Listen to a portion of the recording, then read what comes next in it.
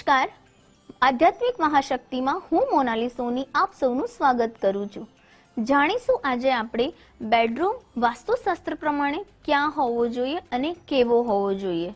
જ્યારે આપણે બેડરૂમની વાત કરીએ છીએ તે દરેક વ્યક્તિ માટે ખૂબ જ મહત્વનું ઘરમાં સ્થાન છે, કારણ કે વ્યક્તિ આખા દિવસનું થાકેલું પાકેલું જ્યારે ઘરે આવે છે ત્યારે તેને એક નિરાંતની, એક હળવાશની પળ વિતાવવા માટે એક સ્થાન જોઈએ છે, જે સ્થાનને આપણે બેડરૂમનું સ્થાન કહેવામાં આવે છે, જે ખૂબ જ અંગત હોય છે, જ્યાં વ્યક્તિ શાંતિથી પોતાની જે પણ મનની વાતો છે કે કોઈ પણ તેની મહત્વના વિચાર છે આ જગ્યા ઉપર રહીને કરી શકે છે.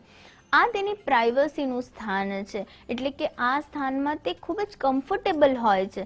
માટે આ વાસ્તુશાસ્ત્ર પ્રમાણે પણ આ સ્થાન ખૂબ જ મહત્વનું ગણવામાં આવે છે, કારણ કે આ સ્થાનમાં જ્યારે વ્યક્તિ પૂરા દિવસનો થાક ઉતારે છે અને તેને ખૂબ જ સારી નિંદ્રા આવે તે માટે આ સ્થાન ખૂબ જ મહત્વનું રહેલું છે. તો કઈ દિશામાં બેડરૂમ રાખવો ખૂબ જ સારો માનવામાં આવે છે, તો તે પ્રમાણે જો આપણે વાત કરીએ તો જે નૈઋત્ય કોણ એટલે કે સાઉથ વેસ્ટ ડિરેક્શન છે તેને બેડરૂમ માટે ખૂબ જ શુભ માનવામાં આવે છે, કારણ કે આ દિશા સ્ટેબિલિટીની દિશા છે. કારણ કે જે પ્રમાણે આપણા શાસ્ત્રોમાં ઉલ્લેખ છે કે વ્યક્તિ નિરાંતની નીંદ લઈ શકે, વ્યક્તિ પોતાનો તણાવ ઉતારી શકે, અને ખાસ કરીને આપણા જે મસ્તિષ્કનો ભાગ છે તેને આપણે દક્ષિણ દિશામાં રાખીને સૂઈએ છીએ તો આપણું બ્લડ સર્ક્યુલેશન ખૂબ જ સારું ફરે છે અને તેના લીધે આપણને બ્લડ સંબંધિત કોઈ પણ પ્રકારની તકલીફો જીવનમાં નથી આવતી.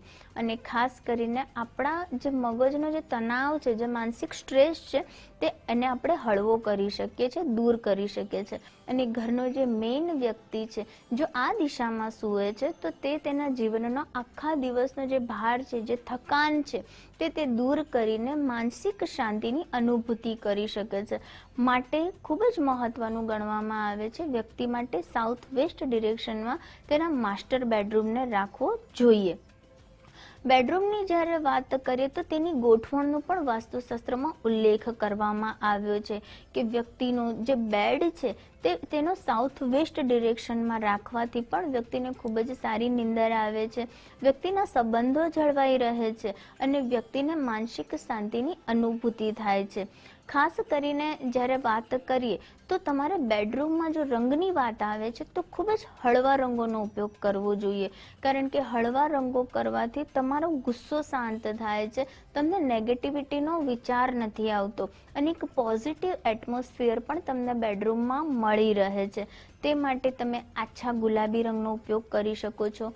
આઈવરી કે સફેદ રંગનો ઉપયોગ કરવાથી પણ બેડરૂમના જે વાસ્તુ દોષ છે તે તમે દૂર કરી શકો છો. આગળ જો હું વાત કરું તો તમારે તમારા બેડરૂમમાં કેટલાક ખૂબ જ ખુશ એટલે કે હેપીનેસ આપે તેવા ચિત્રો રાખવા જોઈએ. ખાસ કરીને તમે 2 ડકના જોડા, 2 હંસના જોડાનું ચિત્ર પણ તમે તમારા બેડરૂમમાં લગાવી શકો છો.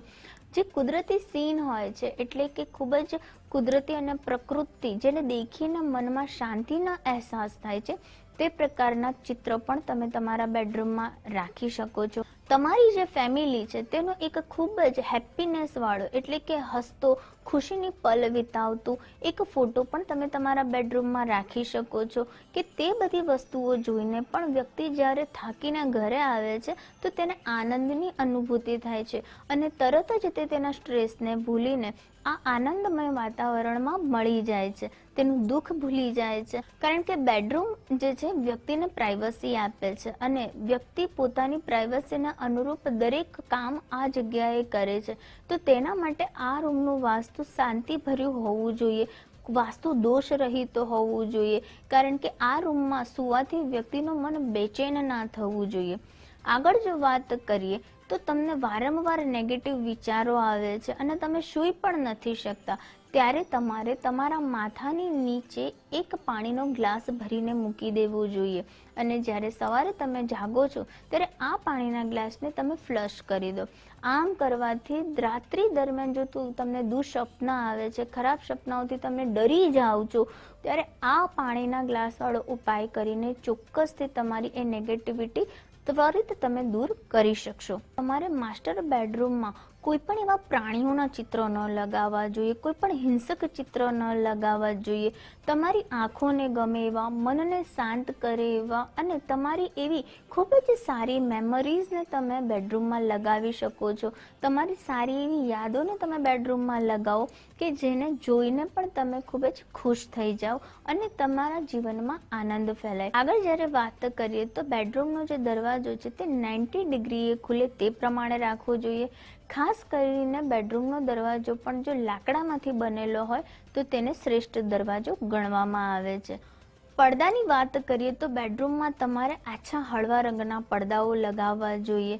જેટલું તમે માનસિક શાંતિ ફીલ કરો તે માટે પ્રકૃતિની નજીક જેટલા તમે રહો છો તો પણ તમારા જીવનનો સ્ટ્રેસ ઓટોમેટિકલી દૂર થાય છે. તમારા મનમાં શાંતિ લાગે છે અને તરત જ તમને નવા નવા વિચારો આવે છે, ખૂબ જ સારા વિચારો આવે છે, સકારાત્મક ઉર્જાઓ તમને મળે છે. જેટલો પ્રકૃતિની નજીક વ્યક્તિ રહે છે, વ્યક્તિ બીમારીથી પણ દૂર રહે છે, નેગેટિવિટીથી દૂર રહે છે અને તેનું મન જે છે સકારાત્મક ઉર્જા તેને વધારે મળવા લાગે છે. બેડરૂમના જ્યારે આપણે વોર્ડરોબની વાત કરીએ છીએ એટલે કે તિજોરીની વાત કરીએ છીએ તો તમારે બેડરૂમના સાઉથ વેસ્ટ ડિરેક્શન, કારણ કે ત્યાં આગળ તમારે વજન મૂકી શકાય છે માટે તમે તમારા ઘરની તિજોરી, તમારો વોર્ડરોબ પણ તમે સાઉથ વેસ્ટ ડિરેક્શનમાં બનાવો અત્યંત શુભ માનવામાં આવે છે. આગળ જ્યારે વાત કરીએ તો જે માસ્ટર બેડરૂમ છે તેમાં જે બેડ હોય છે તેને પણ તમારે બહુ જ વચ્ચે મધ્યમાં ન રાખવો જોઈએ. ગોળાકાર કે ત્રિકોણમાં તમારે બેડ ન ગોઠવવો જોઈએ. આવું કરવાથી પણ વ્યક્તિને કેટલાક પ્રકારની તકલીફોનો સામનો કરવો પડે છે. વ્યક્તિની માનસિક શાંતિ પણ તેમાં હણાય છે અને વ્યક્તિ ખૂબ જ તકલીફ વેઠવા લાગે છે. ખાસ કરીને આરોગ્યને લગતી તકલીફો પણ વ્યક્તિમાં જોવા મળે છે. માટે બેડરૂમમાં બેડની જે જગ્યા છે ખૂબ જ વાસ્તુ અનુરૂપ સુનિશ્ચિત હોય તે ખૂબ જ જરૂરી છે. જ્યારે તમે તેની ગોળ ન ફરી શકો તે રીતે તમે તમારો બેડ મૂકો તો તેને ખૂબ જ શ્રેષ્ઠ દિશા માનવામાં આવે છે. બેડને તમે સાઉથ વેસ્ટ ડિરેક્શનમાં મૂકો અને તેને તમારે ચોરસ અથવા લંબચોરસ રીતે જો તમારી ગોઠવણ છે તો તમને તેમાં વાસ્તુ દોષ નડતો નથી. ખાસ કરીને તમારા માસ્ટર બેડરૂમમાં સૂર્યપ્રકાશને ખૂબ જ સારો એવો પ્રવાહ આવે તે રીતે તમારા ઘરના બારી બારણા હોવા જોઈએ અને તે ભાગ વધારે ખુલ્લો હોવો જોઈએ. બેડરૂમમાં જે ઉત્તર તરફની દિશા છે અથવા પૂર્વ તરફની દિશા છે તેને તમે વધારે ખુલ્લી રાખો છો, ત્યાં વધારે બારી બારણા છે તો સકારાત્મક પ્રવાહ તમને સતત મળતો રહેશે. ચોક્કસ સૂર્યપ્રકાશ તમારા બેડરૂમમાં આવશે તો સૂર્યની ઉર્જા પણ તમને ખૂબ જ સારી મળશે. તો આ સાથે વાસ્તુમાં બેડરૂમની શું મહત્વ છે અને બેડરૂમની કઈ રીતે ગોઠવણી કરવી જોઈએ તે વિશેના ઉપાયો કરીને મેં તમને જે પણ જણાવ્યું છે તે ચોક્કસથી તમે કરશો અને તેનો લાભ મેળવશો. તે સાથે હું રજા લઉં છું. નમસ્કાર.